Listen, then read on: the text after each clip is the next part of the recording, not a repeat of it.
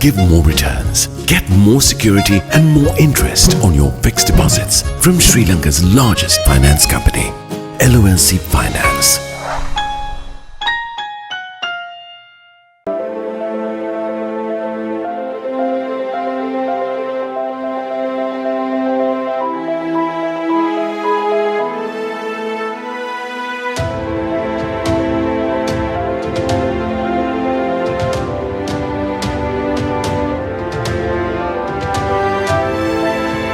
To curb corruption, one must be courageous to confront and rise up against the corrupt. Sleep well, be guided by ethics and standards for peace of mind. Refresh Sri Lanka for a civic-minded society. LMD, the voice of business.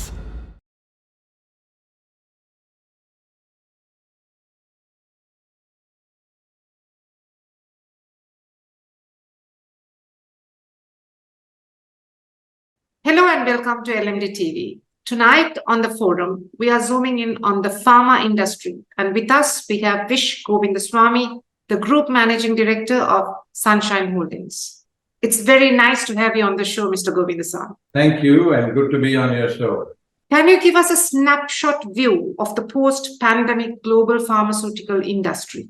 Yeah, so like any other industry, I think the pharmaceutical industry, more so than any other industry, has had lots of challenges during the COVID period.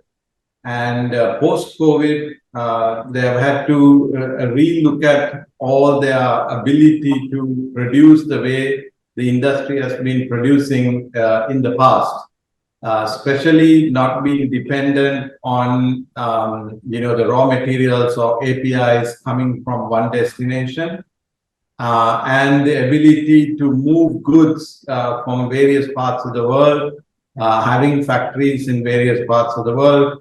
All those became challenges. At the same time, I think countries have also taken a very long and hard view on being dependent on imported pharmaceuticals coming into their countries post-pandemic. As much as food security became important, I think healthcare and pharmaceutical product security also has become important to countries. So most countries have now taken upon to make sure that basic drugs are at least produced in the local destination where the goods are. So these are all the changes that has taken part in the global pharmaceutical industry. And what is the local picture like? In Sri Lanka? Yes. Yes, so Sri Lanka has also adopted that. I think prior to the pandemic, I'm told something like 2 to 3% of our pharmaceuticals was produced locally. Now I think we are close to 25 to 30% of our needs at least going to be produced or are already being produced in Sri Lanka. Also, I think Sri Lanka had a wake-up call with our economic issues that we faced. With that, importation of medicine became a challenge. So I think the government has taken initiatives to make sure as much as possible is being produced locally. The pharmaceutical landscape has become very volatile globally for several reasons, including increased consolidation in healthcare delivery and more pronounced regulatory requirements for new product development. What are the implications of these dynamics to markets like Sri Lanka? So any of these put together will only make sure the costs of medicine is higher, right? When there is new and difficult regulatory requirements, which means research on all these new inventions and the requirements in the local factories, environmental controls, sustainability issues, all the ESG requirements around the globe. All this puts pressure on higher prices because when you implement all these things, one thing's for sure is the costs are going to get higher. So the costs generally will get passed on to the ultimate consumer. So that's what this means. And what are the main drivers of the local pharmaceutical industry today? And what are the challenges faced by manufacturers and distributors? So drivers, Sri Lanka has been importing medicine and distributing, and the State Pharmaceutical Corporation has been manufacturing here for the last 50 years. So import and distribution, pharmaceuticals, I can speak for the private sector. We have had no huge challenges per se, other than, whenever there is a rupee depreciation, the costs get inflated because we are dependent on imported items coming in. And also because of the ability to import and distribute, different brands of different quality levels. For example, the inventor or the patented drug, as it's announced, until it's allowed to be made as a non-branded drug during that patented years, it's usually very expensive. Then it's made in generic names, all right? So then, you have competition from the generic brands. So this has been going on quite well. Unfortunately, when I think about 5 years ago, when the government changed the then regulatory authority, which was working well, called the CDDA, they changed it to a new enterprise called NMRA, which was supposed to make things a lot clearer, a lot more better for the nation. Unfortunately, it hasn't taken that role because a lot of those things have not been fully implemented.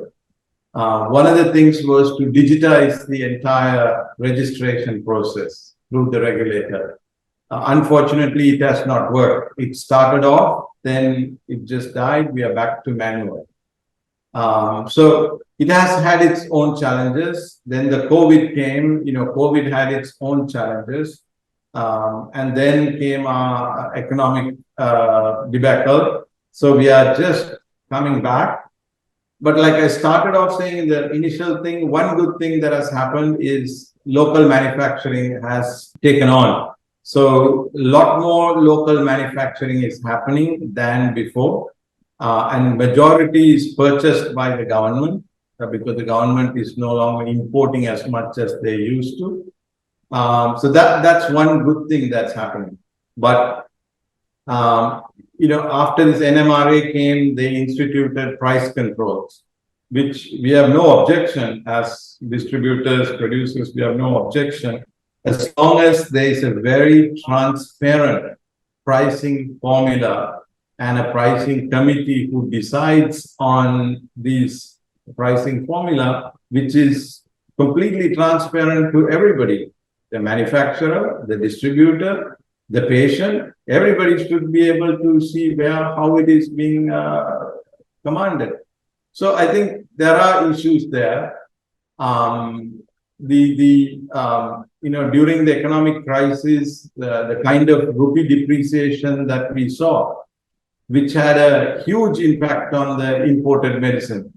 Then when you have price control on top of it without looking at the depreciation, and the depreciation just kept going, all over the place without a steady state. So currently we are at pricing at when the rupee was at 295, but today the rupee is at 335. There's been no change in pricing. So these are, issues that the industry is faced with. COVID-19 obviously has changed a lot of things, including the switch from in-person medical appointments to virtual engagement, which is here to stay. How does this switch, which might be more prominent in future, impact the pharmaceutical industry? I think it is not going to particularly impact the pharmaceutical industry itself. It's more patient to doctor how they connect. So I don't see how that will impact the industry as per se. But I think if anything, there will be ease of dispensing because of the digital activity that will go along, because the doctor can then send the prescription automatically to a pharmacy. The patient can go collect it. There is no, taking a piece of paper. Sometimes some of these can't be very clearly read by some of the pharmacists. So a lot of that will go away. So I think it's a healthy direction if that continues. It's time to take a short break, and when we return, we'll get back to the pharma industry. Display your brand message on digital screens at prime locations. The largest digital advertising network in Sri Lanka. Emerging Media. You're mobile, and so are we. Gets me going. Grab the Lite 87 app at the Apple App Store or Google Play now. 87.8 and 87.6 island-wide. Lite 87.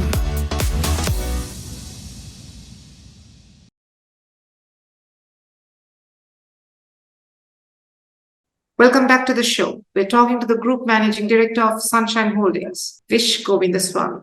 We are also seeing a rising trend of traditional medicines, home remedies, and overall wellness-centered lifestyles, which might result in fewer medicines being in demand. What are your thoughts on this? I mean, I am all for traditional medicine. I mean, our ancestors have used traditional medicine as long as I have known. I don't think more traditional medicine is going to reduce, the non-traditional medicine that we are using. I think they go hand in hand. There are remedies that traditional medicine has, which the non-traditional medicine does not have, and vice versa. So I don't think they're in competition with each other.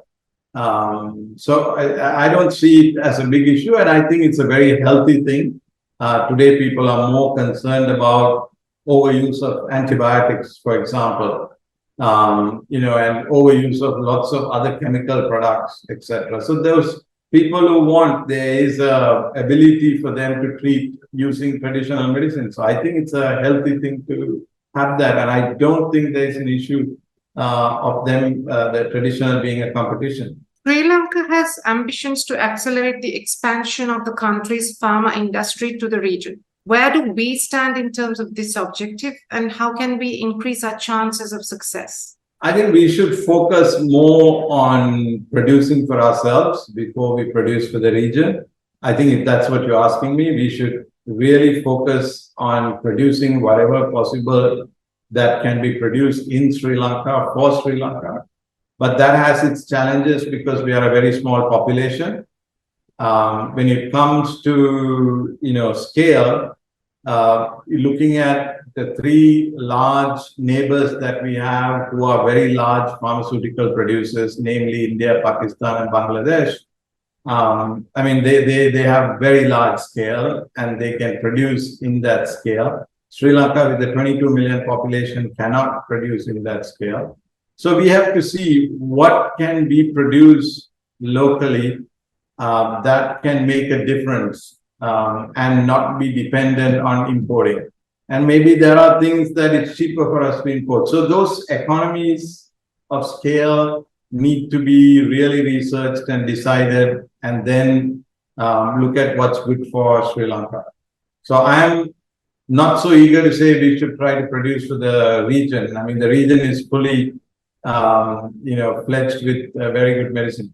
A recent article in Forbes stated that the 2024 outlook for the global pharma industry calls for more difficult days ahead. What does this mean in terms of the local industry?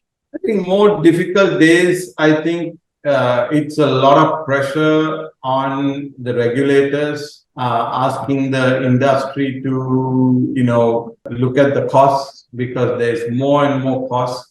Global economies, US went through a small recession. Overall, globally, since pandemic, there was a short recovery, and then, economies because of the fuel prices, the war in Russia, now the war in Palestine, all that is causing concern on consumption per se.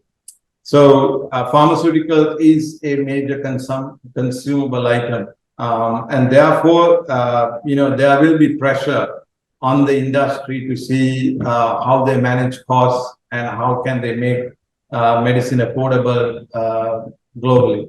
So those challenges will continue to be there. And I think 2024 will be challenging. LMD's campaign titled Refresh Sri Lanka was launched to encourage a mindset change for a more civic-minded society.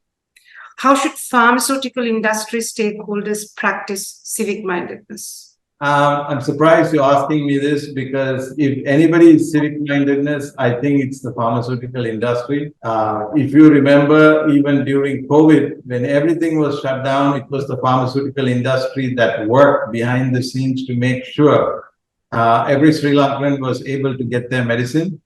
Every elderly citizen was able to get their medicine. So I don't think, it's a new thing when it comes for the pharma industry. We have always cared and put the patient first before us and made sure every Sri Lankan patient is cared for. So in that sense, I think we are already there in terms of civic mindedness. Any closing thoughts you would like to share with our audience? Yeah, everybody feels that, it's the pharma companies or the industries, is the one that is costing the country money, etc.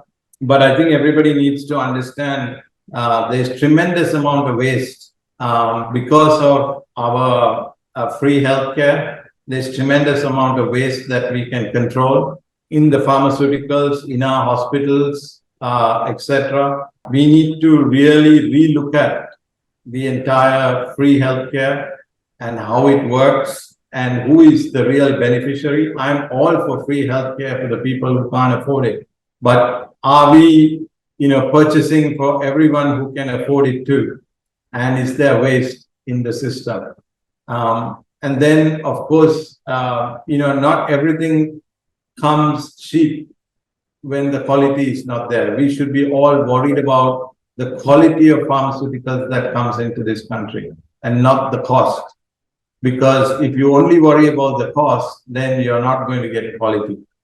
And, if it is a medicine that you want to be given to your mother, your daughter, your child, your parent, you want the best to be given. So why compromise on quality? So I would like to leave a message that Sri Lanka should focus on quality and not on cost. We've been talking to the Group Managing Director of Sunshine Holdings, Vish Govindasamy. Thank you, sir. It was a pleasure talking to you. Thank you very much. Have a good day. Thank you. And to our viewers, until next time, take care. Don't forget to subscribe to our YouTube channel and follow us on Facebook and Twitter. Thank you for watching and stay safe.